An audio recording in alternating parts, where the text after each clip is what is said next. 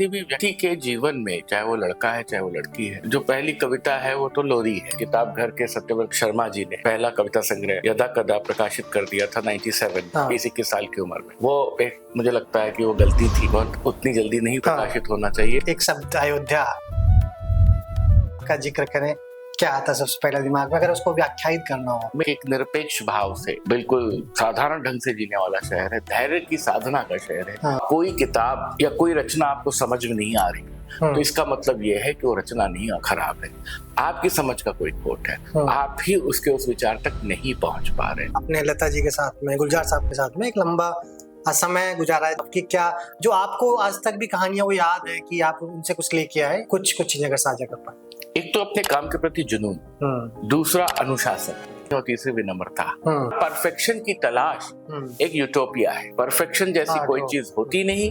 आपकी जिंदगी में कोई ऐसी रचना किसी विशेष व्यक्ति के ऊपर रह गई हो, किसी विशेष वस्तु के ऊपर रह गई हो? ये बहुत सामान्य सी बात है। मैंने बहुत मन था कि मैं किशोरी अमोनकर जी पे किताब लिखूं।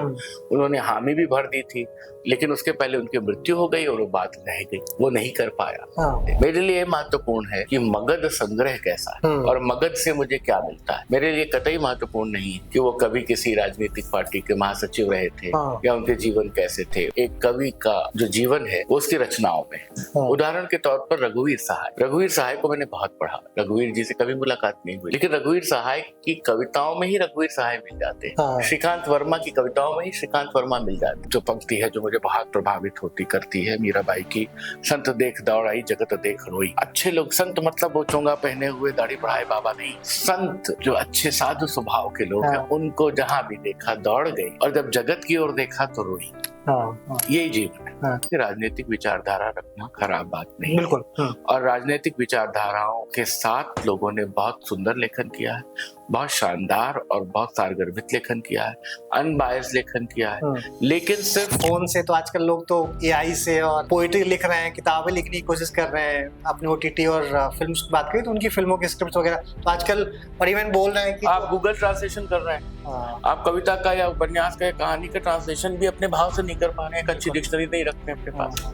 अगर आप अपने प्रोसेस को एंजॉय नहीं कर सकते, अगर आप प्रेम नहीं कर सकते अपने लिखे पे, अगर अपने आप लिखे के प्रति निर्मम होकर के उसकी काट छाट नहीं कर सकते कि नहीं ये खराब लिखा, तो फिर कोई और धंधा करिए, फिर फोन की दुकान खोल लीजिए, ये का धंधा करिए, लेकिन फिर कोई मत करिए। आप अगर यतीन्द्र मिश्रा नहीं होते तो तब भी क्या साहित्य और दूसरे तरीके से आपके साथ होता, क्या होता? अगर मैं यतीन्द्र मिश्रा नहीं होता और मुझे मौका मिलता तो मैं हाय हेलो नमस्ते, कविशाला में आप सभी का स्वागत है। बिग जर्नी एक कविशाला का ऐसा प्रयास है जिसके अंतर्गत हमारा प्रयास रहता है कि ऐसी कहानियां हम लेकर आ पाए जिनको देखकर अगर पंक्ति की तरफ कोई भी व्यक्ति की जिंदगी में एक परिवर्तन उस कहानी के जरिए आता है तो हमारा प्रयास सार्थक होगा। इसी श्रृंखला में बिग जर्नी में आज हमारे साथ यतीन्द्र मिश्रा जी। सर बहुत बहुत स्वागत है कविशाला में आपका। बहुत धन्यवाद अंकुर जी। आपसे बात हुई कविशाला में पहले भी साहित्य को लेके, किताबों को लेके। मुझे आपसे बात करने का चूंकि एक रुचि, खासकर रुचि इसलिए भी है कि आपका साहित्य के साथ साथ जो अन्य कलाएं होती हैं उनमें भी एक अलग रुचि है आपकी। उन कलाओं में जाएंगे, आपकी जिंदगी में जो अलग अलग वर्टिकल्स में आपका काम है उनमें बात करेंगे। लेकिन शुरुआत अगर हम बात करें आपकी जिंदगी में, अगर कविताओं की रोल की बात करें, कविशाला का प्रयास है तो हम आपकी कविताओं का एक जो पहला स्पर्श होता है, किस तरीके से एक हर इंसान का पहला कनेक्ट होता है। ठीक है, पैतृक है कविताएं, बहुत लोगों को साहित्य उस तरीके से मिलता है, लेकिन एक इंडिविजुअल का कनेक्ट जो बनता है, पहला पॉइंट, वो क्या था आपकी लाइफ में कविताओं के साथ? देखिए, कोई भी लेखक कवि इसलिए नहीं बनता कि वो प्लान करके कविताएं लिखना शुरू करता है या गजलें लिखना शुरू करता है। कुछ लोग करते होंगे, लेकिन मुझे लगता है कि किसी भी व्यक्ति के जीवन में, चाहे वो लड़का है चाहे वो लड़की है, जो पहली कविता है वो तो लोरी है।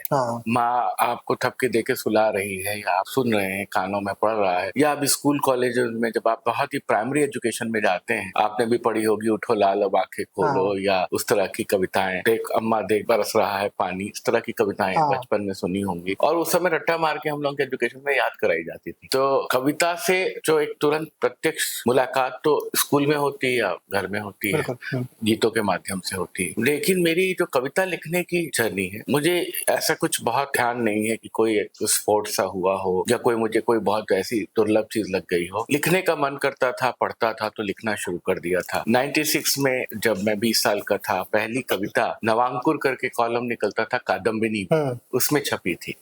तो ऐसे ही लिखते थे, कवि हो जाऊंगा या कवि लिख करके कोई समाज में कोई बड़ा परिवर्तन हो जाएगा, कर लूंगा, ऐसी किसी अवधारणा के साथ नहीं आया। लेकिन उस प्रोसेस में कवि लोग मिलते गए, कविता संग्रह, गजलें और तमाम सारी चीजें, पुराने ढंग की कविताएं, भक्ति साहित्य सब पढ़ा।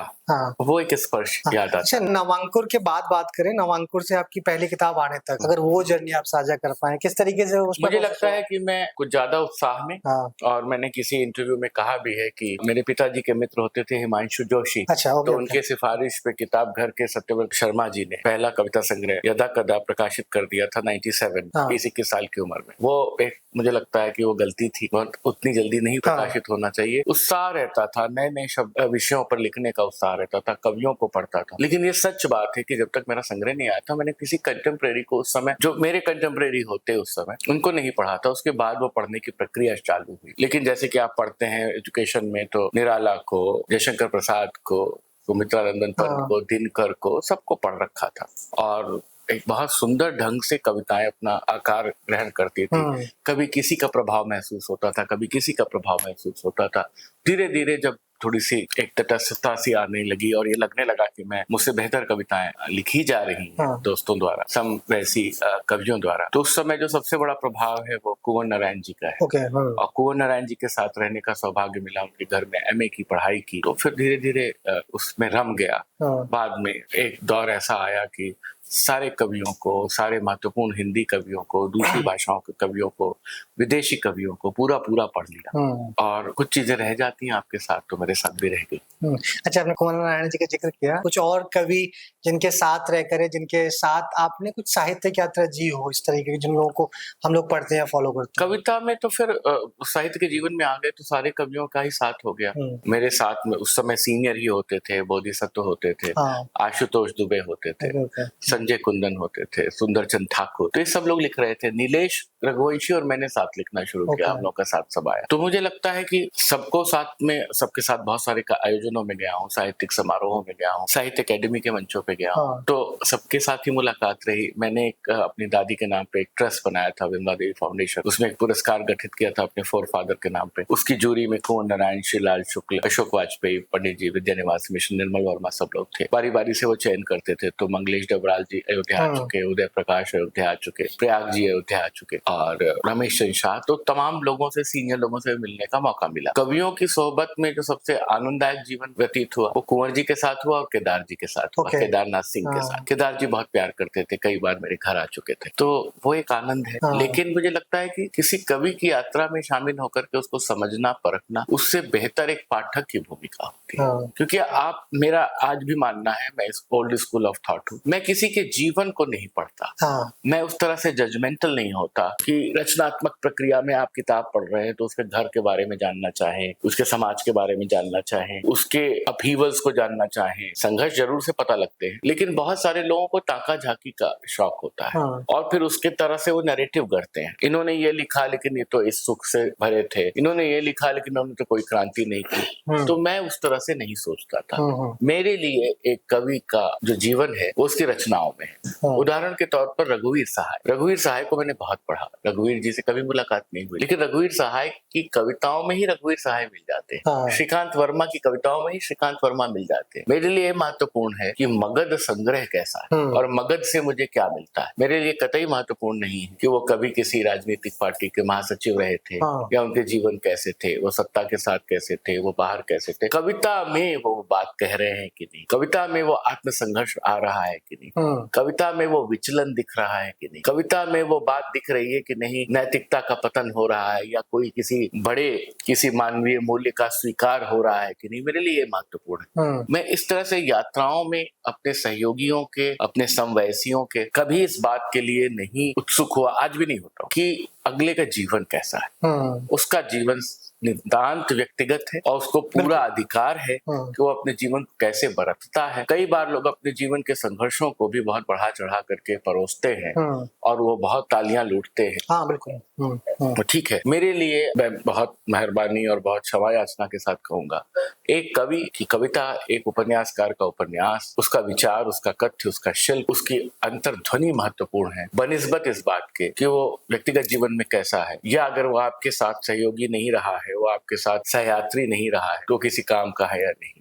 इस तरह से देखें तो हम ना कबीर के जन्म में हुए, ना हम जयशंकर प्रसाद के दौर में हुए, ना हमने निराला जी को देखा, ना हमने तुलसीदास को देखा, लेकिन वो आंच आज महसूस होती है। हमको लगता है बिल्कुल बगल में, बिल्कुल मेरे पड़ोस में, या जब मुझे कोई समस्या है तो मुझे कबीर राह दिखाते हैं। तो क्या जानने की जरूरत है कि कबीर के अंतर्द्वंद क्या थे। वो अंतर्द्वंद भी दरअसल उनके दोहों, सवैयों में, उनके सोरठों में, उनकी कविताओं में दिखता है। नहीं, बिल्कुल, मतलब मुझे लगता है जिस टाइम पे जो आजकल की पीढ़ी है वो 30 सेकंड के रील से अपने आदर्श बदल लेती है। उसको कोई दूसरी रील अच्छी मिल जाती है, वो आदर्श उनका चेंज हो जाता है। लेकिन आपने अच्छी बात बोली कि किताबें पढ़नी चाहिए, उनकी व्यक्तिगत लाइफ या फिर वो कुछ घंटों में, कुछ मिनटों में जो जिंदगी दिखाई गई, उस जिंदगी से किसी को भी जज ना करें। नहीं, और एक बात और भी है अंकुर जी कि आपने कहा 30 सेकंड में उनके विचार बदलते।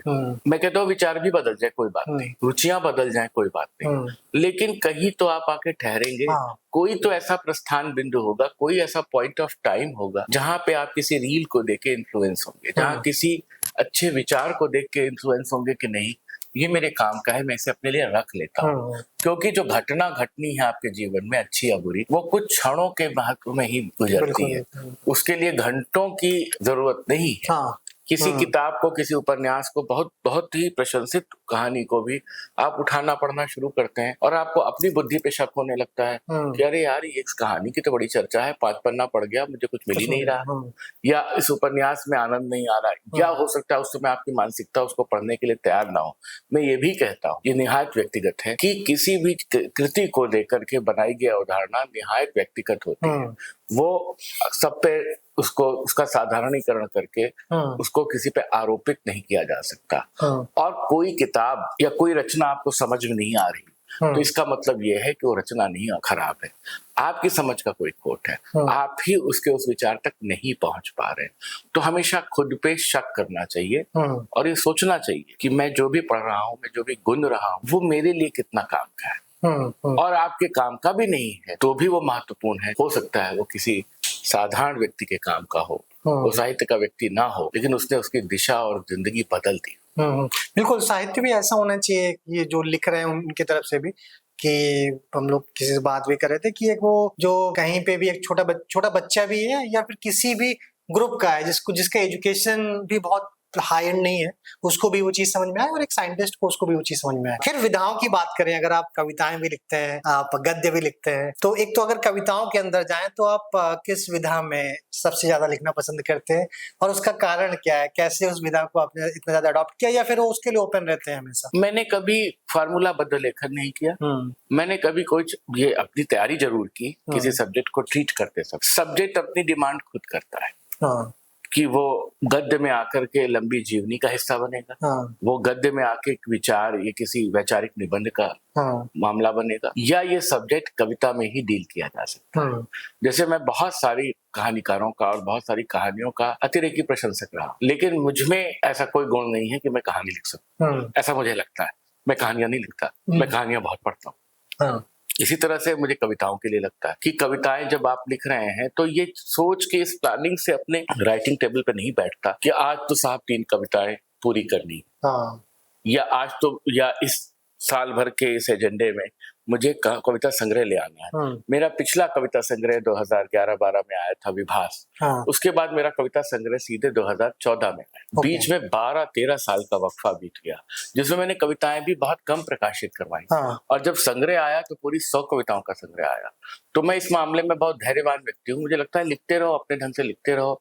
जब आपको लगे कि नहीं अब ये बात समाज तक जानी है, आपके पाठकों तक जानी है, ये बात आप कुछ नए ढंग से कह रहे हैं जो दूसरे लोगों ने दूसरी तरह से कही है, तो लिखिए। नहीं तो कागज को काला करने की जगह और पर्यावरण का विनाश करने की कि आप लिख लिख करके पाटते रहे, कोई जरूरत नहीं है। स्वांता सुख सृजन में कोई क्यों आता है? साहित्य में कोई क्यों रमता है? उसका एक वो प्रति संसार रचता है, वो एक पैरेलल वर्ल्ड में जाता है जो सामान्य दुनिया में आपको नहीं मिलता, और उसमें उसके नायक, उसकी नायिकाएं, उसके किरदार बनते हैं। हाँ। जरूरी नहीं है कि सब कुछ आप लिखकर ही तैयार कर सके। कोई ऐसा सब्जेक्ट हो सकता है जिसपे किसी दूसरे ने लिखा है और आपको लगता है कि क्या बात है, क्या सुंदर बात कह दी है, मेरे को कहने की कोई जरूरत नहीं है। जब मैं पुराण और उपनिषद पढ़ता हूँ, उसकी कहानियां पढ़ता हूँ, तो मुझे दो लोग समझ में आते हैं। एक रांगे राघव, जिन्होंने कहानियां लिखी, पौराणिक कहानियों को बिल्कुल नए ढंग से रखा। अब तो अंग्रेजी में बहुत चलन हो गया है, लेकिन आप रांगे राघव का उठाइए, प्राचीन ब्राह्मण कहानियां, प्राचीन आरण्यक कहानियां, प्राचीन उसकी पौराणिक कहानियां, तो उसमें आनंद आता है। और उसी तरीके से जब मैं कठोपनिषद पर आधारित कुंवर नारायण जी का आत्मजयी देखता हूँ, यम और नचिकेता का संवाद, तो मुझे लगता है कि इस फिलॉसफी को कितने खूबसूरत ढंग से वो बरत रहे हैं। तो मुझे अब जरूरत नहीं है कि मैं यम और नचिकेता पे लिखूं। ऐसा नहीं कि मैं लिख नहीं सकता, मैं लिखूंगा तो मेरा पर्सपेक्टिव होगा। कोई दूसरा कवि या उपन्यासकार यम और नचिकेता के प्रसंग पे कोई बहुत सुंदर उपन्यास लिख सकता है, लेकिन मेरे लिए वो महत्वपूर्ण है कि कठोपनिषद पढ़ने के बाद और आत्मजयी पढ़ने के बाद मेरे लिए उस सब्जेक्ट की पढ़ाई पूरी हो गई। अब मुझे वो और ढंग से नहीं लुभाने वाली। इसी तरीके से मुझे लगता है कि जो मैं लिख रहा हूँ, जो आपने पूछा कि विधाओं में आप रमण करते हैं, विधाएं खुद का अपना स्पेस चुनती है, मैं उसके लिए उनको स्वतंत्र छोड़ता हूँ और मैं बहुत जिगजैग ढंग से लिखता हूँ। आज कविता लिख ली, 2 दिन बाद संगीत पर टिप्पणी लिख दी, किसी दिन कोई किताब का रिव्यू कर दिया, कभी कोई जीवनी पे काम कर रहा हूँ, किसी के साथ डायलॉग पे काम कर रहा हूँ, तो करते ही चला जा रहा हूँ। मैं ये सोच के प्लान करके नहीं करता कि मुझे इस तयशुदा समय सीमा में ये काम परोसी देना। अच्छा, एक चीज और है कि आपके अगर किताबों पे आए, आपने लता जी के साथ में, गुलजार साहब के साथ में एक लंबा समय गुजारा है जब वो किताबें लिख रहे थे आप, तो अगर आज के मोमेंट आपसे कुछ लर्निंग्स पूछे, आपकी क्या जो आपको आज तक भी कहानियां वो याद है कि आप उनसे कुछ लेके आए, कुछ चीजें अगर साझा कर पाए। एक तो अपने काम के प्रति जुनून, दोनों 80 प्लस की अवस्था में जब सब कुछ पा चुके थे, एस्टेब्लिश हो चुके थे, अपने काम को बिल्कुल नवयुवक नवांकुर की तरह देखने का भाव।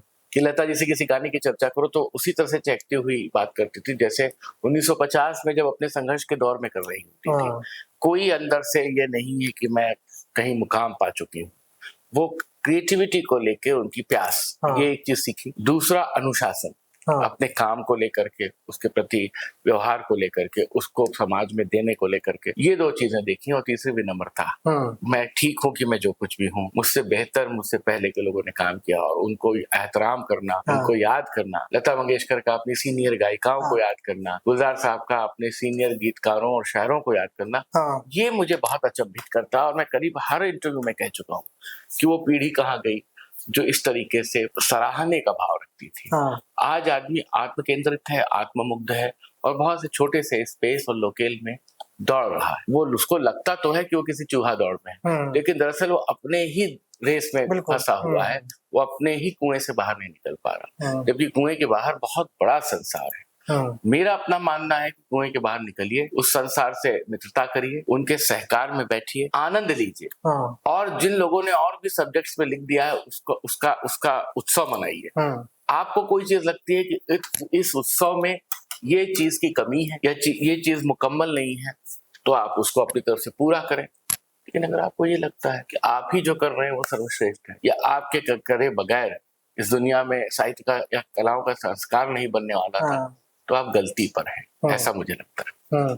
अच्छा, अगर किताबों से हटें, आप एक शब्द अयोध्या का जिक्र करें, क्या आता है सबसे पहले दिमाग में अगर उसको व्याख्यायित करना हो? मेरा शहर है, मैंने जन्म लिया है, मेरी जन्मभूमि भगवान श्री रामलला का शहर है, मर्यादा पुरुषोत्तम की अंतर्ध्वनियों वाला शहर है, बहुत सारे जैन तीर्थंकरों के जन्म स्थान है, बाबा बैरागियों का शहर है, अवधूत लोगों का शहर है, पढ़े लिखों का शहर है। तुलसीदास जी यहीं से लिख करके पहले 3 कांड लिख करके काशी गए। तो मुझे लगता है कि एक निरपेक्ष भाव से बिल्कुल साधारण ढंग से जीने वाला शहर है, धैर्य की साधना का शहर है। रामलाल ने जिस तरह से, भगवान श्री राम ने जिस तरीके से 14 वर्ष वनवास काटे, और वनवास में भी अप्रतिहत रहे, लौट करके भी आए तो अप्रतिहत रहे। मुझे लगता है कि यहाँ के लोगों का स्वभाव ऐसा है। जो रामराज्य की अवधारणा है वो ऐसा कुछ नहीं है कि कोई वो हायरार्की है कि इस तरह का एक राज्य होना चाहिए। राम राज्य का अर्थ यह है कि राम जैसा मर्यादा पुरुषोत्तम, एक शीलवान, धैर्यवान, त्यागशील व्यक्ति अगर शासन कर रहा है, उसके समय का समाज कैसा है। तो एक तरह के वो एक तरह की सोशियो पॉलिटिकल स्टडी है। तो मुझे लगता है कि आज के समय में अगर राम राज्य की बात कहते हैं हम लोग, तो जो आदमी त्याग कर सके, जो आदमी क्षमा कर सके, जो आदमी वीतरागी हो सके, जो आदमी धैर्य को जीत सके, जो आदमी अनुशासित रह सके, जो आदमी किसी के प्रति कटुता न रखे, उस आदमी को सत्ता दो, तो वो राम राज्य ला देगा। मुझे इस बात का बहुत गौरव है कि मैंने अयोध्या में जन्म लिया। मुझे अपना छोटा सा शहर बहुत प्रिय है और मैं किसी भी महानगर में टहल के आता हूँ तो लौट के अपने घर आने का मन करता हूँ।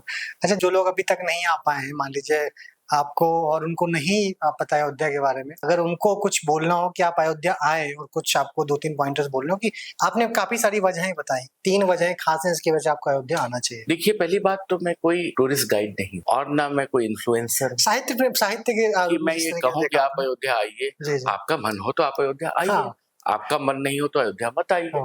आप इसलिए आइए कि एक जो सनातन संस्कृति सिविलाइजेशन का सबसे महत्वपूर्ण ग्रंथ रामचरितमानस लिखा गया, उसका नायक वहां रहता था, उसने वहां जन्म लिया था, तो इसके लिए आइए। आप मुझसे मिलने आइए कि मेरा कवि मित्र यतीन्द्र मिश्र अयोध्या में रहता है, उसके लिए आइए।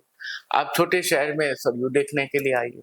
आप एक दिल्ली, बंबई, बेंगलोर, चंडीगढ़, हैदराबाद की धूल, धूप, पोल्यूशन भरे सड़कों को छोड़ करके आनंदित होने के लिए आइए। लेकिन सिर्फ इसलिए कि अयोध्या आइए, ये मेरा काम नहीं है, ये टूरिज्म वालों का काम है। बिल्कुल। और ये उनका काम है जो यूट्यूब चैनल बना करके किसी शहर को बताते हैं कि यहाँ पे ये व्यंजन बिकता है, यहाँ पे ये मिलता है।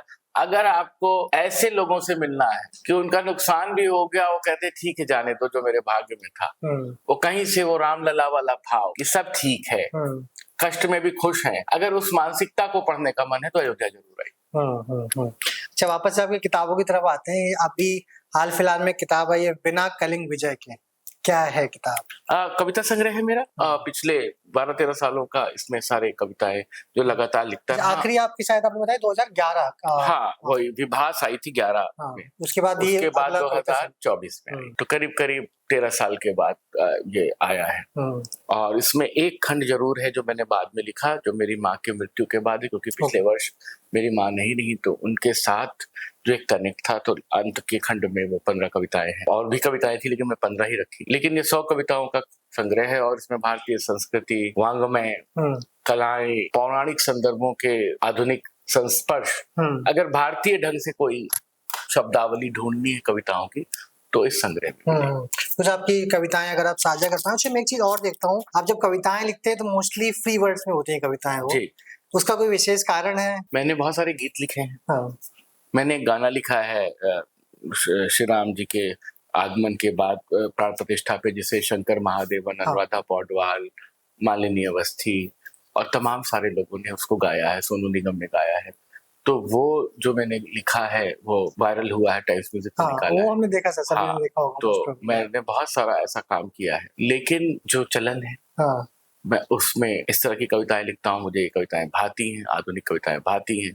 उसके लिए सबसे बड़ी बात यह है कि मैं कुंवर नारायण जी केदार जी के सोबत में पला बढ़ा हूँ। और इसका एक कतई मतलब नहीं है कि जो गीत लिखे जाते हैं उन गीतों का अपना महत्व नहीं। मैं गीतों को बहुत पसंद करता हूँ, गीतकारों को बहुत पसंद करता हूँ, फिल्म गीतों को बहुत पसंद करता हूँ, लिरिसिस्ट को भी देखता हूँ। छंदबद्ध कविताएं भी बहुत सारी लिखी हैं जो पिछले संग्रह में थी, ड्योढ़ी पर आलाप में। लेकिन मुझे लगता है कि वो शायद आधुनिक ढंग से जो एक तरीका है लिखने का वैचारिक कविताओं को, तो वो उसमें वैसे।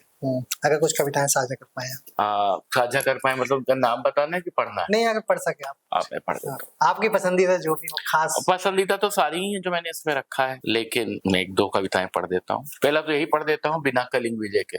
हर महत्वाकांक्षी मन अशोक होता है, अक्सर परिणति होती कलिंग। हर महत्वाकांक्षी मन अशोक होता है, अक्सर परिणति होती कलिंग। आकांक्षा आरोहण के लिए इतिहास में हर बार चारों तरफ भेजे जाते महेंद्र और संघमित्रा। जीता जाता इसी तरह पूरा विश्व शांति की आस में हिंसा के उपरांत।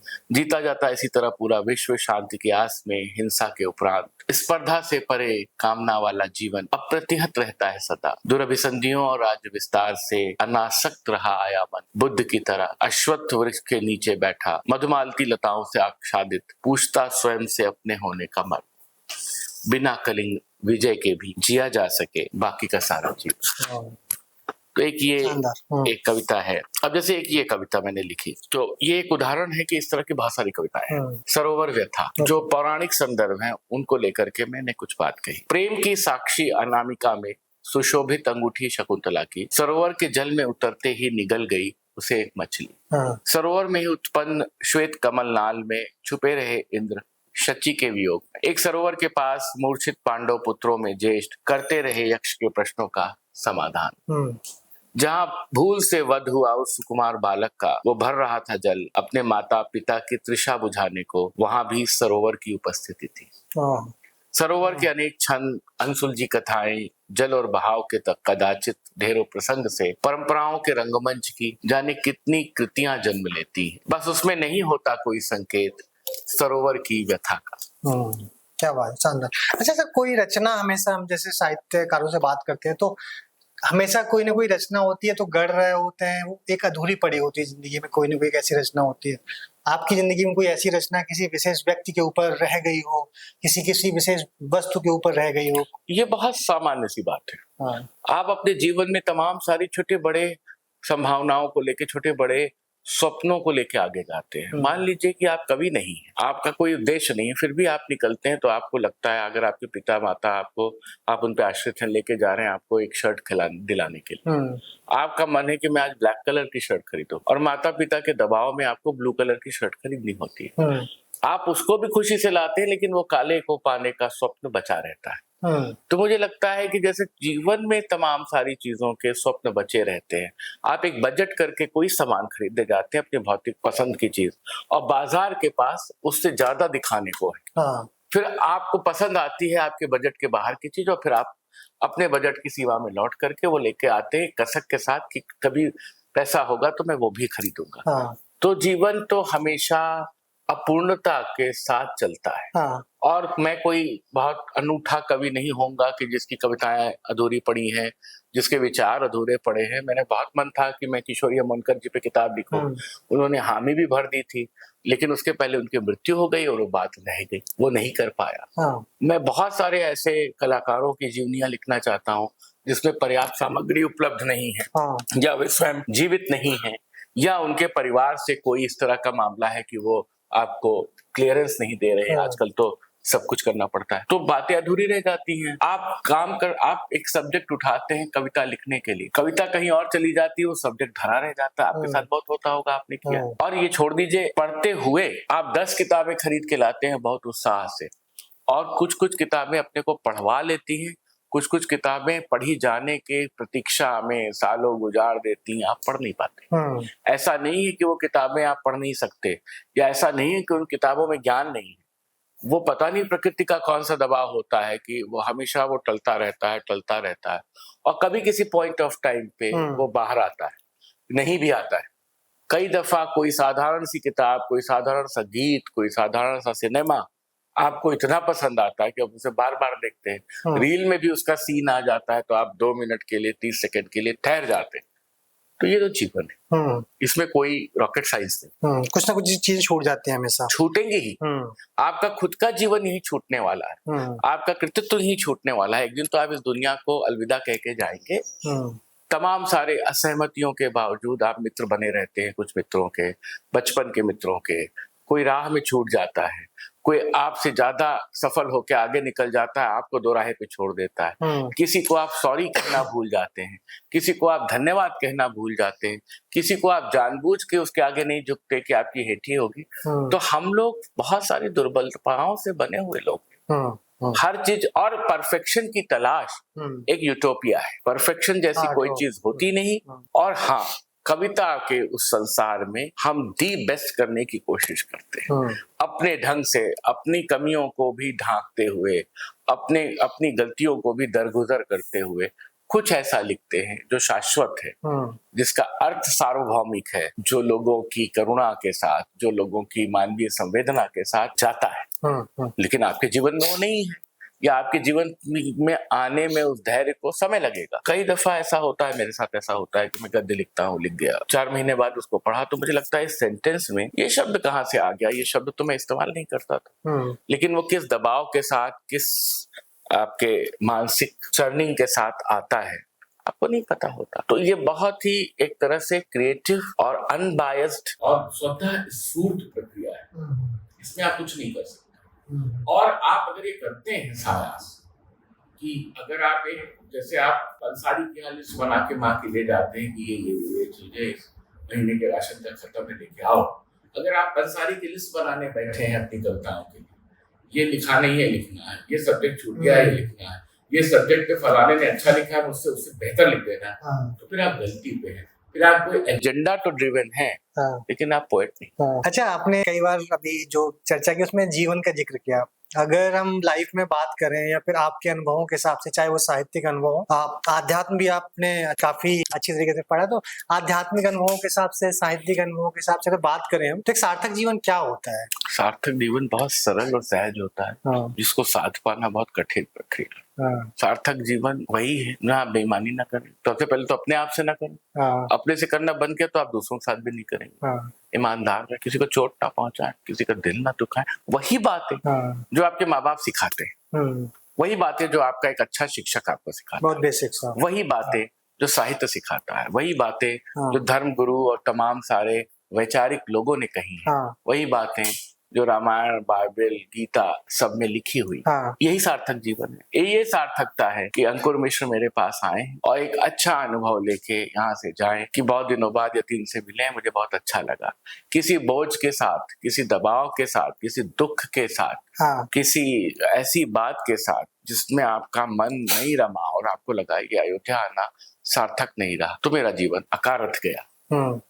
आप आधे अधूरे मन से आए हो अयोध्या और आप प्रफुल्लित होकर लौट जाएं, तो मेरा जीवन सार्थक। ऐसे ही मानता हूं। जब हम साहित्य की बात करते हैं तो एक हमेशा रहता है कि वो इमोशंस की वजह से लिखा जा रहा है, किसी की कविताओं की तरह, खासकर कविताओं की जब बात करते हैं तो उसमें बात होती है कि किसी का आजकल जैसे प्यार मोहब्बत की बात करते हैं तो किसी का ब्रेकअप हुआ होगा या कुछ इमोशंस ऐसे रहे होंगे लाइफ में, किसी का किसी वजह से दुखी रहा होगा, इमोशंस की वजह से कविताएं गढ़ी जा रही। तो दो चीजें मैं आपसे थोड़ा समझना चाहता हूँ। पहला तो क्या इमोशंस का होना, मतलब इस तरीके की जो नेगेटिव एस्पेक्ट में हमेशा बात होती है कि किसी का ब्रेकअप होना, किसी का दुखी होना, क्या कविताओं को लिखना के लिए जरूरत है? पहली चीज, क्या आपकी जिंदगी में भी इस तरीके के कभी पड़ाव आए? ऐसे पड़ाव प्रेम के ब्रेकअप जैसे नहीं आए। मैंने प्रेम नहीं किया तो प्रेम का ब्रेकअप नहीं आया, लेकिन प्रेम को मैंने सार्वजनिक तौर पे ये स्वीकारता हूँ कि मैंने अपने परिवार को बहुत प्रेम किया, अपनी माँ को बहुत प्रेम किया, अपनी दादी को बहुत प्रेम किया। मेरी माँ छोड़ के चली गई, मेरी दादी छोड़ के चली गई, मेरी बुआ छोड़ के चली गई, जिसका दुख है मेरे जीवन। और ब्रेकअप अगर आपका हुआ है या आपके जीवन में आपका कोई साथी भी छुड़ गया है, वो एक नकारात्मक ध्वनि पैदा कर रहा है, लेकिन उसमें सर्वश्रेष्ठ साहित्य की रचना हुई है। निराला जी की सरोज स्मृति अपनी बेटी की मृत्यु का आख्यान है। और क्या सुंदर एलिजी है। मीर का एक शेर है, इश्क मीर एक भारी पत्थर है, कभी तुझ नातुआ से उठता है। तो प्रेम के टूटे होने की तो शायरी तो बहुत महान शायरी है, तमाम लोगों ने लिखी है। सौदा है, मीर है, जौक है, गालिब है, कौन नहीं है, हैदर अली आतिश है, तमाम सारे बड़े लोगों ने लिखा, बाद तक लिखा गया। हिंदी सिनेमा के अगर मनोरंजक पहलू पे जाएं, फिल्मों में प्रेम दिखाते हैं, फिल्मों में ब्रेकअप दिखाते हैं, फिल्मों में त्रिकोणीय संबंध दिखाते हैं, फिल्मों में पैरेलल दो धुरों में बढ़ते हुए प्रेमी प्रेमिका दिखाते हैं। और सैड सॉन्ग कितने महान लिखे गए हैं। याद में तेरी जाग जाग के हम रात भर करवटें बदलते हैं, कभी खुद पे कभी हालात पे रोना आया, मैं जिंदगी का साथ निभाता चला गया, संसार से भागे फिरते हो भगवान को तुम क्या पाओगे, जब प्यार किया तो डरना क्या। मतलब क्या मेलोड्रामेटिक सीन है कि अनारकली डांस कर रही है अकबर के बादशाह के दरबार में और चुनौती देते हुए अपने प्रेम का मुजाहिरा कर रही है। बहुत महान गीत है। तो साहित्य जो है वो नकारात्मकता की छवि को भी एक बहुत बड़ी ऊर्जा में कन्वर्ट करते हुए लोगों को जीने का संदेश देता है। वो एक बहुत सुंदर सवाल है आपका प्रेम को लेके। एक फिल्म गीत का ही बात चर्चा करूंगा। सरस्वती चंद्र में एक गीत है इंदिवर साहब का लिखा हुआ, छोड़ दे सारी दुनिया किसी के लिए, ये मुनासिब नहीं आदमी के लिए, प्यार से भी जरूरी कई काम है, प्यार सब कुछ नहीं जिंदगी के लिए। अब आप ये बताइए, अगर ये फिल्म में ना आता, एक फिल्मी सिचुएशन पे फिट ना होता, इंदिवर इसे एक नॉन फिल्म गीत की तरह परोस देते, क्या ये महान गीत नहीं था? बिल्कुल है। क्या इसमें जीवन को बचाने की वो संभावनाएं नहीं देखी गई हैं? नीरज जी का गीत है, स्वप्न झरे फूल से मीत चुभे शूल से, कारवां गुजर गया गुबार देखते रहे, क्या महान गीत है। तो मेरा ये मानना है कि साहित्य नकारात्मक नहीं हो सकता। नकारात्मक चीजों से भी सकारात्मक कौंध प्रकाश कैसे पैदा की जाए, ये एक शायर का काम, ये एक उपन्यासकार का काम, ये एक कला में रत व्यक्ति का काम, ऐसा मैं मानता हूँ। अच्छा, ओके, आप अगर यतीन्द्र मिश्रा नहीं होते हाँ, तो तब भी क्या साहित्य और दूसरे तरीके से आपके साथ होता, क्या होता? अगर मैं यतीन्द्र मिश्रा नहीं होता और मुझे मौका मिलता तो मैं एक शास्त्रीय गायक बनने की कोशिश करता। मुझे शास्त्रीय संगीत बहुत पसंद है और मैं सुर में नहीं हूँ, गुनगुना लेता हूँ अपने बाथरूम में। तो मुझे जब मैं बड़े बड़े गायकों को सुनते हूँ गाते हुए तो मुझे लगता है कि काश ऐसा गला मेरे पास होता, ऐसे गुरु मेरे पास होते कि मैं संगीतज्ञ बनता। तो मैं संगीत सीखता, लेकिन जो मुझसे नहीं हुआ मैं उसके पीछे नहीं दौड़ता। तो मैं संगीत सुनता हूँ और फिर मुझे बहुत वही लगता है कि क्या बढ़िया उस्ताद राशिद खान गा रहे हैं, संजीव अभ्यंकर गा रहे हैं, राहुल देशपांडे गा रहे हैं। तो मैं इस तरह से नहीं सोचता हूँ। जो मुझे मिला ईश्वर की बड़ी कृपा है, मित्रों का सहयोग है और हमारे पाठकों का प्यार है। लेकिन ये सोच के मैंने जीवन नहीं शुरू किया था कि मैं रचनाकार हो जाऊंगा। कोई भी नहीं शुरू करता। बिल्कुल। जो आप अपनी किताबें लिखी, वो लता की हो, लता जी की हो, या फिर और भी जो जीवनियां लिखने की कोशिश की, क्या थॉट प्रोसेस था?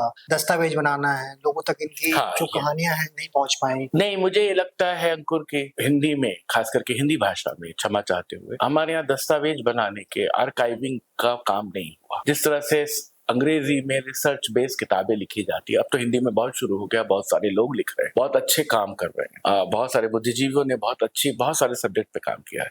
लेकिन जब भी मैं संगीत पे पढ़ता था, सिनेमा पे पढ़ता था, मैं बता रहा हूँ 1999-2000 की बात, तो हिंदी में नॉन फिक्शन का बाजार नहीं था। हिंदी में कहानियां लिखी जा रही थी, हिंदी में उपन्यास, कविताएं बहुत लिखी जा रही थी, नाटक लिखे जा रहे थे। आज बहुत सारे बच्चे मिलते हैं, उनसे बात करो तो पूछता हूँ कि क्या कर रहे हो, हम OTT के लिए कंटेंट जनरेट करते हैं। उनको इस कविता से कोई लेना देना नहीं, कहानी से। वो OTT के हिसाब से लिखते हैं और वो अपने काम में पूरी तरह से क्लियर है, थॉरो है। मैंने जब संगीत पे किताब लिखी तो गिरजा देवी पे किताब लिखी क्योंकि मैं शास्त्रीय संगीत पे लिखे बगैर रह नहीं सकता था। लता जी का मैं बहुत प्रशंसक रहा हूँ। लता मंगेशकर के बारे में जो भी फिल्मी मैगजीन्स में, गॉसिप मैगजीन्स में पढ़ा या किताबें पढ़ी, उसमें मुझे लगा कि लता जी की कला के साथ न्याय नहीं हुआ। ये तो कंट्रोवर्सी पे बात कर रहे हैं, उन्होंने विवाह क्यों नहीं किया इस पे बात कर रहे हैं, राज कपूर से झगड़ा हुआ, रफी साहब से विवाद हुआ, OP नैयर के लिए गाने नहीं गाए, आने वाली नई गायिकाओं के जीवन को उन्होंने खराब किया। जबकि उन्होंने क्या खराब किया, अगर संगीतकार ने नहीं दिया गाना, वो कमर्शियल सेटअप का था, वो एक अलग विमर्श है। तो मुझे लगा कि लता जी ने संगीत में क्या किया, वो कौन से बदलाव थे भारत की आजादी के बाद कि सन 47 में उनकी आमद होती है और देश की आजादी का जो सांस्कृतिक इतिहास है उसी के पैरेलल लता मंगेशकर का करियर बढ़ रहा है और वो सारी हरकतें कर रही हैं जो एक स्त्री करके हिंदी सिनेमा की दुनिया को बहुत आदरणीय बनाता है। गायिकाओं का नाम नहीं लिया जाता रेडियो में, रिकॉर्ड तबों में नाम नहीं लिया जाता, वो उन्होंने उसका संघर्ष किया।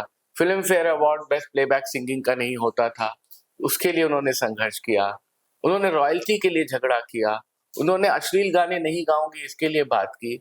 लता जी ने अपना एक मेयार, अपना एक डिसिप्लिन, एक अपने एटिकेट्स की किताब बनाई कि मैं इस सीमित माध्यम में रहते हुए भी ये काम करूंगी, ये काम नहीं करूंगी, और वो सफल होती गई। और न सिर्फ सफल होती गई, उन्होंने 50-60 साल तक हर जॉनर का गाना गाया, परफेक्ट तलफ्फुज के साथ गाया, परफेक्ट मीटर में गाया, मीड़ कितना लगना है, मुर्की कहाँ लेनी है, खटका कैसे है, आलाप तान कैसे है, आप लता जी को टेक्स्ट बुक की तरह पढ़ सकते हैं। बड़े बड़े दिग्गज शास्त्रीय संगीतकारों ने, उस्ताद बड़े गुलाम अली खान साहब ने कहा, कमबख्त कभी बेसुरी नहीं होती। कभी बेसुरी नहीं होती का मतलब ये है कि लता मंगेशकर का काम संगीत के ग्रामर के हिसाब से परफेक्ट है। उस तिलिस्म को समझने के लिए मैंने लता सुरगाथा लिखी, क्योंकि बहुत लोगों ने इस पे किताब पे तारीफ के बाद आक्षेप भी किए कि इसमें सब अच्छी बातें हैं, सिर्फ संगीत है, संगीत है, संगीत है। लता जी का व्यक्तिगत जीवन नहीं है। लता जी का उतना ही व्यक्तिगत जीवन है जितना वो सांगीतिक जीवन बनाने के लिए काफी है। इसीलिए किताब की सबटाइटल है लता मंगेशकर की सांगीतिक यात्रा, musical journey of Lata Mangeshkar. It is not personal introspection of Lata Mangeshkar. तो एक ये बात थी। और दूसरा, हिंदी में इस तरह का नॉन फिक्शन पे काम लोग नहीं करते थे, डरते थे, या उनको लगता था कि बहुत पॉपुलिस्ट किस्म का मामला है, सिनेमा पे लिखेंगे तो शायद हमें कमतर लेखक माना जाएगा, किसी बड़े मंच पे स्थान नहीं मिलेगा। लोग कहेंगे अरे तुम लता मंगेशकर या पंकज उधास या फलाने पे काम करने लगे, जगजीत सिंह पे काम करने लगे। अब देखिए क्या हो रहा है, हिंदी से लेकर के अन्य भारतीय भाषा, और ये मराठी में नहीं होता था, ये बांग्ला में नहीं होता था, मराठी में, बांग्ला में उनके प्रदेश के सारे बड़े सिनेमा वालों के संगीतकारों की बायोग्राफीज अवेलेबल है, लेकिन हम नहीं करते थे। तो मुझे लगा कि मुझे काम करना चाहिए, और जिस तरीके से अखबारी लेखन होता था कि गॉसिप को लेके इधर उधर चार बातें जोड़ करके आपने एक फिलर की तरह निबंध लिख दिया, मैं वैसे करने के मूड में नहीं था। मुझे पूरी सांस्कृतिक पड़ताल करनी थी लता जी की, इसीलिए मैंने 8 साल लगाए, मेहनत की और किताब लिखी। अच्छा, और कुछ कहानियां या किसी कोई व्यक्तित्व जिनके बारे में आप ऐसा कुछ आगे लेके आना चाहते हैं, या फिर आपको लगता है कि वो गैप रह गया, जिस तरीके से वो कहानियां लोगों तक पहुंचनी चाहिए किसी भी प्लेटफॉर्म से वो नहीं पहुंच पाए, आप उन कहानियों में इंटरेस्ट? देखिए, मैं अकेला व्यक्ति नहीं हूँ जो सारे काम मैं ही कर पाऊंगा, मेरी कामना तो बहुत है, लेकिन अगर आप देखें सिनेमा में बहुत सारे लोगों पे काम नहीं हुआ। एक दुर्गा घोटे की अपनी ऑटोबायोग्राफी है, दुर्गा घोटे पे काम नहीं हुआ, मधुबाला पे काम नहीं हुआ, ठीक से जो काम करना कहते हैं, मीना जी पे काम नहीं हुआ, नूतन पे काम नहीं हुआ, कामनी कौशल पे काम नहीं हुआ, पृथ्वीराज कपूर पे काम नहीं हुआ, बलराज साहनी पे काम नहीं हुआ, परफेक्ट सब्सटेंशियल काम नहीं हुआ। ज्यादातर लोगों की ऑटोबायोग्राफीज मिल जाएंगी, लेकिन उनके काम पे कोई बात नहीं होती। आप बांग्ला में जाएं, इंग्लिश में जाएं, सत्यजीत रे, ऋत्विक घटक, मृणाल सेन, अथाह किताबें मिल जाएंगी। मैं नेशनल फिल्म अवार्ड का 1-2 साल जूरी मेंबर भी रहा हूँ, जूरी अध्यक्ष भी रहा हूँ। मैं देखता हूँ हर साल जब मैं जूरी में रहा हूँ, एक न एक किताब तो सत्यजीत रे पे रहती है, एक न एक किताब तो मृणाल सेन पे रहती है। हमारे यहाँ कितने लोगों ने विशांतराम पे किताब लिखी, बी.आर. चोपड़ा पे किताब लिखी, ऋषिकेश मुखर्जी पे किताब लिखी, जितने नाम मैं ले रहा हूँ सब पे अंग्रेजी में किताबें। उस्ताद बड़े गुलाम अली खां पे किसने काम किया, किसने रोशन आरा बेगम पे काम किया, किसने बड़ी मोती बाई पे काम किया, रसूलन बाई पे काम किया, यतीन मिश्र ने बिस्मिल्लाह खां पे भी लिखा, बेगम अख्तर पे भी लिखा, लता मंगेशकर पे भी लिखा, देवी पे भी लिखा, किशोरी जी पे भी लिखना चाहते थे। शोभा गुड्डू पे कोई क्यों नहीं हिंदी में लिखता जो बम्बई में रहता है, कोई क्यों नहीं बांग्ला में, कलकत्ता में रहने वाला हिंदी का रचनाकार जो सांस्कृतिक रूप से समृद्ध है, वो उदय शंकर पे काम क्यों नहीं करता। तो बात इसकी है कि हमारे यहाँ उसका नितांत अभाव है, और ऐसा मैं नहीं कह रहा हूँ कि लोगों में टैलेंट नहीं है, शायद मुझे लगता है कि लोगों को सहयोग भी नहीं मिलता, लोग मेहनत भी नहीं करना चाहते, धैर्य की साधना बड़ा मुश्किल है। मुझे अपने लिए लता मंगेशकर लिखनी थी, अपने लिए लता का सृजन करना, वो सृजन में कर पाया तो मैंने दिया, और जब आप अपने काम पे ही डूब के नहीं उसमें वो होंगे तो फिर बाहरी वाला क्यों। एक ये बात बिल्कुल, हम किसी से चर्चा भी कर रहे थे, आपने जिक्र किया अपने काम की सबसे पहले रिस्पेक्ट करनी होगी आपको जी। जिस तरीके से हम कविताएं आजकल पढ़ते हैं, लिखते हैं, वो कई लोगों के लिए नेगेटिव स्टेटमेंट भी हो सकता है कि लोग उन किताबों को इतना प्यार नहीं करते हैं, उन किताबों को याद कर सकें, वो फोन से देखें। हाँ, ये बहुत अच्छी बात आपने कही। मैं जाता हूँ, मैं अपने संग्रह लेके जाता हूँ या उसका बाकायदा पर्चा लेके जाता हूँ। लोग आते हैं तो साथ में 4 लोग बैठे हैं, बड़े बड़े समारोह में, और कविता पाठ है तो मैं सोचता हूँ कि मैं तो पूरी पर्चा ना लेके आया, ये कहाँ से पढ़ेगा, इसको याद है क्या अपनी कविता। तो देखता हूँ कि वो अपना आईफोन निकालते हैं, मैं माफ करिएगा आप लोग, मैं क्षमा चाहते हुए कह रहा हूँ, वो फोन पे ऐसे ऐसे करते हैं। हर चीज टेक्निकल नहीं होती, आपको अपनी किताब की खुशबू से गुजरना, अपने उस पन्ने को बार बार पलटना कि वो पन्ना टेढ़ा हो जाए, पीला पड़ जाए, आप समझना है बड़ी बात करते हैं। आप अपनी किताब लेके कैरी करना भी, अच्छा मैं अक्सर कैरी करता हूँ, कोई संशक, कोई पाठक, कोई मित्र वो अगर मांगता है तो ये भी नहीं कि मैं वापस ले आऊँ, मैं उस किताब वहीं दे देता हूँ, चलो मेरे पास तो मैं तो दूसरी ले आऊंगा। एक पाठक बनाता हूँ अपने लिए, अपनी किताब से सहकार होता है। और फोन में जब तक मैं पढ़ूं और उसकी लाइट डिम हो और फिर उसको ऑन करो और वो करो, तब तक मुझे पता है कि पेज नंबर 67 पे मेरी ये कविता है, या इसके पन्ने पलटूंगा तो कौन सा बंद आने वाला है, क्योंकि मेरे दिमाग में है। तो ये चीज मुझे थोड़ी सी अखरती है, लेकिन ठीक है, आप टेक्निकल सैवी आदमी है, आप टेक्नोलॉजी का इस्तेमाल करो, लेकिन ट्रेडिशनल ढंग से जैसे मैं कभी भी कंप्यूटर पे नहीं लिखता, फोन पे नहीं लिखता, मैं हमेशा डायरी पेन में लिखता हूँ, उसी में काटूंगा पीटूंगा, फिर उसको टाइप करने को दूंगा, फिर उसका प्रिंट आउट लेके करेक्शन करूंगा, फिर फाइलिंग हो जाएगी। मेरी डायरी में वैसे ही हाथ से लिखित कविताएं पड़ी हैं। लता जी की पूरी स्क्रिप्ट हाथ की लिखी पड़ी हुई है। हाँ, जहाँ जहाँ मैंने नोट्स बनाए हैं, सब्जेक्ट वाइज नोट्स बनाए हैं, दे दिया इसको टाइप करो, ऐसे करो, ऐसे करो। इंटरव्यू मेरे सारे रिकॉर्डेड हैं, सारे रिकॉर्डेड इंटरव्यूज की पहले मैं उसको ट्रांसक्राइब करता हूँ, फिर उनको टाइप करता हूँ, फिर उनको परोसता हूँ। तो मुझे लगता है कि ये जो एक प्रोसेस है, पारंपरिक प्रोसेस, इसमें आप इन्वॉल्व होते हैं। आपका पन्ना खो जाता है तो आप उसको ढूंढते हैं। आजकल लोग वो भी है कि एआई से तो आजकल पोएट्री भी लिखने लगे। अरे भाई, तो एआई से आप दूसरा अंकुर मिश्रा बना लीजिए, एआई को कह दीजिए कि यतीश मिश्रा बना दो, जो जैसे मेरी जो भी शक्ल सूरत है उसको और सुंदर कर दो, उसको सुधार दो, तो वो नकली होगा। जैसे हम अभी अपने जिक्र किया कि फोन से तो आजकल लोग तो एआई से और पोएट्री लिख रहे हैं, किताबें लिखने की कोशिश कर रहे हैं। अपने ओटीटी और फिल्म्स की बात करें तो उनकी फिल्मों के स्क्रिप्ट वगैरह तो आजकल और इवन बोल रहे हैं कि आप गूगल ट्रांसलेशन कर रहे हैं। हाँ। आप कविता का या उपन्यास का या कहानी का ट्रांसलेशन भी अपने भाव से नहीं कर पा रहे हैं, एक अच्छी डिक्शनरी नहीं रखते हैं अपने पास। तो भावों के लिए मुझे लगता है जरूरी है, जैसा आपने बोला तो पढ़ना बहुत जरूरी है, दूसरा उस काम की खुद की रिस्पेक्ट करना जरूरी है। नहीं, आपने मुझसे एक सवाल किया था कि आप लता जी से, गुलजार से, तमाम बड़े लोगों से क्या लेके आए। तो मैंने एक ही जवाब दिया था कि अपने काम के प्रति अतिरेकी पागलपन, जुनून। वो जुनून कहाँ मिसिंग है? इसका मतलब तो है कि जैसे 10 से 5 की आप नौकरी करते हैं, वैसे आप कोई ऐसा काम कर रहे हैं जो आपके लिए कुछ सुलभ तो करा रहा है, but you are detached with that. 10 से 5 की नौकरी के बाद आज के प्रोफेशनल्स या तमाम सारे लोग ऑफिस के कॉल नहीं उठाते हैं कि हम अब छुट्टी पे हैं, आप सुबह बात करिए। नहीं उठाते। तो पोएट्री के लिए आपका कोई ऐसा एजेंडा है क्या? कहानी के लिए कोई ऐसा एजेंडा है क्या कि आपने अपने को स्विच ऑन स्विच ऑफ किया कि ये मेरा प्रोफेशन है और अब तो मैं फिर ये करूंगा? आप उसके साथ जीते उतराते हैं। मैं अपने सिरहाने एक डायरी पेन रख के सोता हूँ कि कभी कोई थॉट आ गया, कोई विचार आ गया, रात में नींद खुल गई। होता नहीं है अक्सर, लेकिन हुआ भी है। कई बार लिखने के प्रोसेस में होता है कि दिमाग में चलता रहता है, ये वाक्य गलत बना था, रात में सूझता है, मैं उसको उठ के वही करेक्ट करता हूँ। मैं उसके प्रोसेस को एंजॉय करता हूँ। अगर आप अपने प्रोसेस को एंजॉय नहीं कर सकते, अगर आप प्रेम नहीं कर सकते अपने लिखे पे, अगर अपने आप लिखे के प्रति निर्मम होकर के उसकी काट छाट नहीं कर सकते कि नहीं ये खराब लिखा है, तो फिर कोई और धंधा करिए। फिर फोन की दुकान खोल लीजिए, ये का धंधा करिए, लेकिन फिर पोएट्री मत करिए। ऐसे मुझे लगता है। बिल्कुल, जैसे बोलते हैं ना, मैथ्स में तो 2+2 4 ही हो सकता है। बस कला में अगर एक पोएट्री लिखी हुई उसके कई सारे अर्थ हो सकते हैं एक इंडिविजुअल के हिसाब से, तो उसके फिक्स पैरामीटर्स नहीं हो सकते। 9 to 5 में आप उसको नहीं लिख सकते। नहीं, आप भले डिसिप्लिन लेखन करिए, लेकिन उसके प्रेम को, उस भाषा को, उस लोकेल को, उसमें होने के भाव को जिलो जान से स्वीकार करिए। हाँ, बिल्कुल। अच्छा, अभी पहले बात करी हमने कि जो पोएट्री निकलती है वो इमोशंस के थ्रू निकलती है। वो किसी के हो भी सकते हैं, किसी के नहीं होते हैं, कोई और भी कारण हो सकते हैं। लेकिन आपने भी माता जी का जिक्र किया, तो कई बार इंसान की अलग अलग स्टेज होती है लाइफ में जब वो परेशान होता है।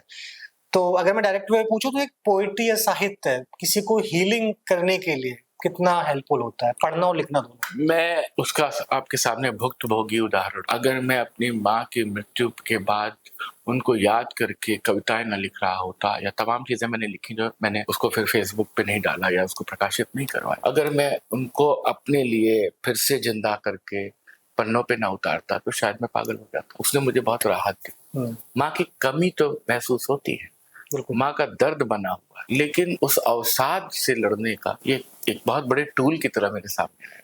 मैं अपने अनुभव कह सकता हूँ। अच्छा, साहित्य के कभी जो राजनीतिक विचारधाराएं होती हैं समय के साथ में, उसके साथ साहित्य के साथ भी समझौता हो जाता है? देखिए, मेरा काम ये नहीं है कि मैं कोई बुद्धिजीवी होकर कोई टीवी डिबेट में नहीं बैठा हूँ कि मैं इस पे कोई राय दूं। मैं ये जरूर कहता हूँ कि राजनीतिक विचारधारा रखना खराब बात नहीं। बिल्कुल। और राजनीतिक विचारधाराओं के साथ लोगों ने बहुत सुंदर लेखन किया है, बहुत शानदार और बहुत सारगर्भित लेखन किया है, अनबायस लेखन किया है, किसी वैचारिक एजेंडा को लेके भी लिखा है और उसके फैक्ट्स को अगर निर्ममता से गिनाया है तो उन्होंने अच्छा काम किया है। लेकिन सिर्फ वैचारिक प्रतिबद्धता हो और उसकी आड़ में आपकी किताब को या आपकी कविता को महान मान लिया जाए तो मुझे इसमें दिक्कत है। और ये मैं दोनों तरफ कहता हूँ, धुर दक्षिण पंथ के लिए भी, धुर वाम पंथ के लिए। जो लेखक है मेरे हिसाब से वो मध्य मार्गी होता है, उसको हर जगह की वैचारिकी समझ में आती है। मैं इसलिए किसी बड़े राजनीतिक कवि को नहीं खारिज कर सकता, कह रहे उसका तो एजेंडा था। नहीं, उसने बहुत अच्छी कविताएं भी लिखी हैं। पाब्लो नेरुदा, नाजिम हिकमत, गोर्की, तमाम लोगों ने बहुत सुंदर काम किया है और उसी तरह से हिंदी में काम हुआ है। विष्णु खरे की कविताएं मुझे बहुत पसंद है। कुछ कविताएं मुझे उनकी गजब की लगती, या तमाम सारे मित्र लोग हैं नॉन फिक्शन में काम कर रहे हैं, उनका काम बहुत पसंद है मुझे। वो मुझे लगता है कि ये एक अद्भुत ढंग से किया गया काम है। अशोक कुमार पांडे की किताब है कश्मीर नामा, मुझे बहुत पसंद है। तो आप क्या परोस रहे हैं, क्या दे रहे हैं, ये इम्पोर्टेंट है।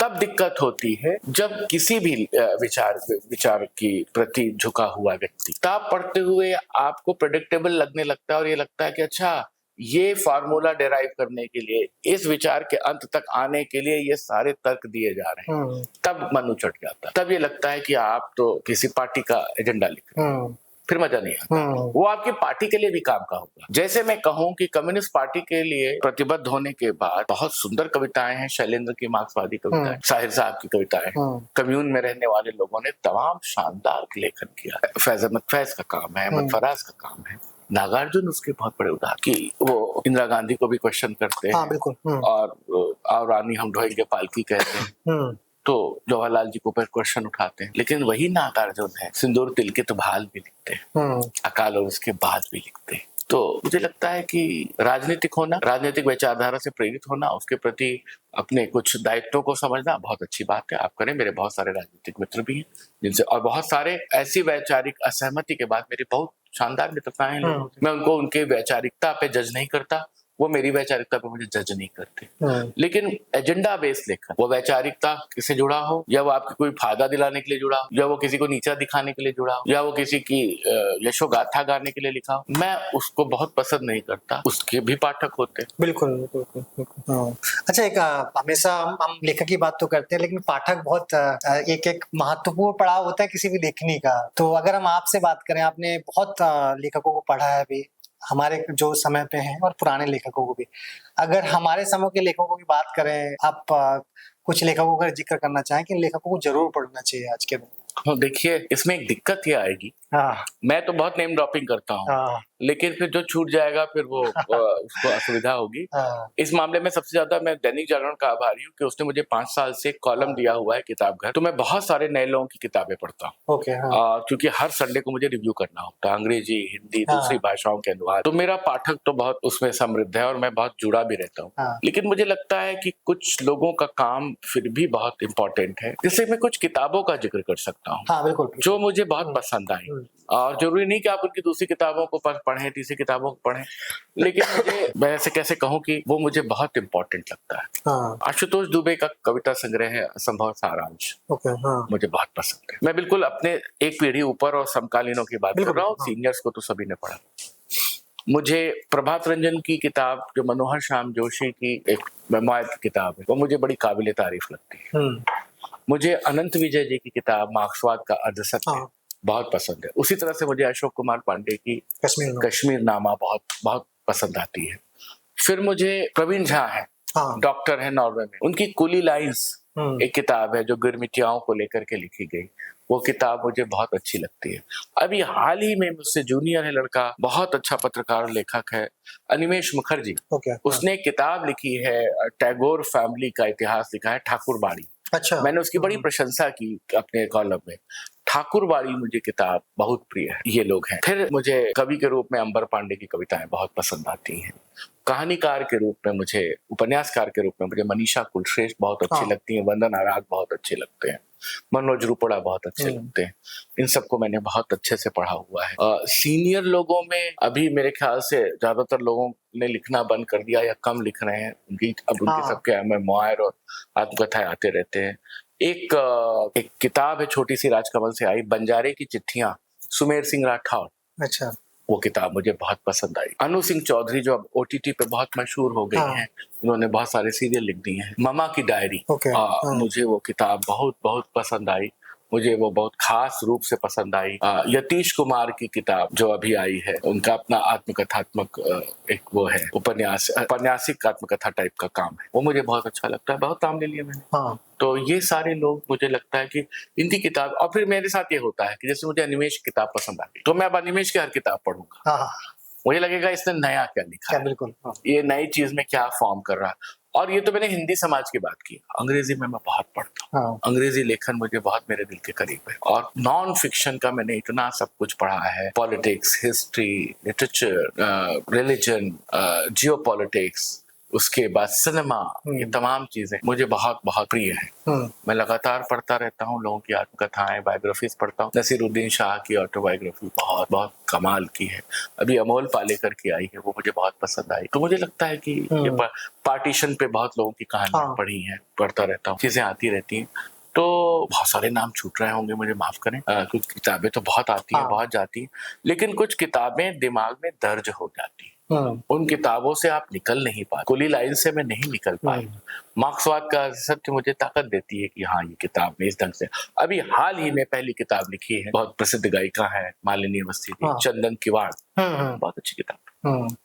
एक लोक गायिका किस तरह से लोक का जीवन देख के अपने लिए संगीत का परिवेश चुन रही, और उन गीतों के पीछे की कहानियां क्या है, आप पढ़िएगा। तो ऐसी बहुत सारी किताबें। अच्छा, ये तो किताबों की बात हुई। अगर मैं आपसे पूछूं, कोई भी आध्यात्मिक पंक्तियां हो सकती हैं या कोई भी कविता हो सकती है जिसमें आपको लगता है ना कि जिंदगी, अगर वो दो लाइन्स हैं जिसमें जो जिंदगी को डिफाइन करती हैं। मुझे हमेशा से महाभारत के वन पर्व का वो अर्धाली पसंद है। सर्वभूतेषु ये नेकम भाव, शांति पर, सर्वभूतेषु ये नेकम भावम अव्यय वीक्षते। उसमें भाव ये आता है कि जब युद्ध के लिए गीता में बात हो रही है और अर्जुन गांडीव रख चुके हैं और ये कह रहे हैं कि मैं मार दूंगा, मेरे सामने तो पूरा परिवार खड़ा है, ऐसा राज्य लेके क्या होगा। तो कृष्ण का उपदेश है, ठीक है, सब कुछ नष्ट हो जाए, सारी जातियां नष्ट हो जाए, सारा प्राकृतिक संसाधन विलुप्त हो जाए, युद्ध में पूरी पृथ्वी रसातल को चली जाए, हो जाने दो। किस लिए ये युद्ध होना है, किस लिए ये सारी चीजें का स्टेक लगा है, किस लिए ये सारी चीजें होने को मैं जस्टिफाई कर रहा हूँ। सर्वभूतेषु ये में कम भावम अव्यय वीक्षते, अच्छे होने का, अच्छाई की स्थापना का भाव समाप्त नहीं होना चाहिए। चूंकि ये अधर्म के खिलाफ धर्म का युद्ध है, चूंकि ये एक अविवेकी कौरवों को न्याय की बात सिखाने के लिए, एक सीख देने के लिए युद्ध हो रहा है, तो जब भविष्य में पीढ़ियां आई तो ये जानेंगी कि ठीक है, सब समाप्त हो गया, अच्छे होने का भाव लुप्त नहीं, वो अच्छे होने का भाव लुप्त ना हो, इस पे पूरा महाभारत बेस करता है। ये मुझे बहुत शक्ति देता है। और दूसरी जो पंक्ति है जो मुझे बहुत प्रभावित होती करती है, मीराबाई की, संत देख दौड़ाई जगत देख रोई। अच्छे लोग, संत मतलब वो चोंगा पहने हुए दाढ़ी बढ़ाए बाबा नहीं, संत जो अच्छे साधु स्वभाव के लोग हैं, उनको जहां भी देखा दौड़ गई, और जब जगत की ओर देखा तो रोई। यही जीवन है। अच्छा, आखिरी में हमने एक निबंध जो पढ़ा हुआ है, ऐसा निबंध ही है, और रामचंद्र शुक्ल जी का कविता क्या है, कविता के ऊपर। तो मैं अगर आपसे इस पूरी जर्नी में कविता को डिफाइन करने के लिए, आपके लिए कविता क्या बनी, क्या है? मेरे लिए कविता मेरी भावनाओं का एक बृहत्तर अर्थ में स्वीकार है, एक कनेक्ट है, एक जुड़ाव है समाज के साथ, और समाज के मूलभूत विचारों और उसकी संवेदनाओं को समझने का एक माध्यम है कविता। अगर ये चीजें नहीं तो मेरे लिए वो कविता नहीं, अगर ये चीजें हैं तो मेरे लिए वो पूरा साहित्य का अमरकोश है, ऐसे समझता हूँ। नहीं, बहुत एक जरूरी बातचीत हुई, और कविता को भी आपने अच्छे डिफाइन किया। Thank you so much. मुझे बहुत अच्छा लगा अंकुर जी कि आप अयोध्या तक आए, चल के आपके कविशाला का प्रयास देखता रहता हूँ, आपसे बहुत पुराना जुड़ाव है। एक कवि के रूप में आप मुझे स्वीकार करते हुए, पाठक के रूप में मान्यता देते हुए, प्यार से आपने मुझसे बात की, इस गर्मी में आए, मैं आपका बहुत शुक्रगुजार हूँ। और मैं अपने पाठकों से, कविशाला के सारे दर्शकों से ये निवेदन करूंगा कि कविशाला का, मेरा ही नहीं, सारे पॉडकास्ट आप देखें, उसको सराहें। अंकुर जी को, जिनको आपको सुनना है, जिनके जीवन के बारे में जानना है, उनको मेल करें, उनको मैसेज करें, इस पॉडकास्ट को और महत्वपूर्ण बनाएं। और जैसा कि इनके इस पूरे प्रकरण का एक आदि वाक्य है कि एक पंक्ति से अगर किसी का जीवन बदल सके तो हमारे पॉडकास्ट करना सार्थक होगा। मैं उम्मीद करता हूँ कि जितनी देर आपने मेरे को सुना, मेरे द्वारा कही गई, मेरे जीवन में अंगीकार की गई कोई पंक्ति आपको पसंद आएगी, तो ये पॉडकास्ट सार्थक होगा, मेरा यहाँ बात करना सार्थक होगा।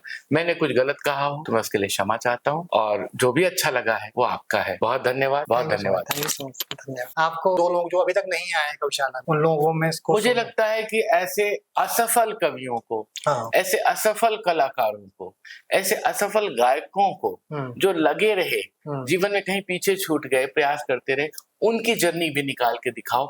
शायद वो भी कुछ अमूल्य कह सकें, जो अचीव करने वालों ने नहीं कहा। एक हमारा प्रयास है बातचीत, कविशाला के अंदर ही है, करीब उसके 25 एपिसोड्स आए हैं, तो उसमें इस तरीके की कहानियां होती हैं, मैं आपको भेजूंगा जी। उसमें इस तरीके की कहानियां होती हैं जो बहुत बृहद ऑडियंस, उन्होंने कविताएं लिखी हैं किसी न किसी तरीके से अच्छी। क्योंकि मुझे ये लगता है अंकुर जी कि सफल होना असफल होना ये आपके भाग्य, आपके पाठकों, आपके समय पे निर्भर करता है, आपको कब किसने कैसे लिया। जो सफल नहीं है वो अच्छा कवि नहीं है, अच्छा गायक नहीं है, ये सोचना अपराध है। हो सकता है उसको मौका नहीं मिला, वो मुझसे और आपसे बेहतर। बिल्कुल, बहुत बहुत धन्यवाद। बहुत धन्यवाद।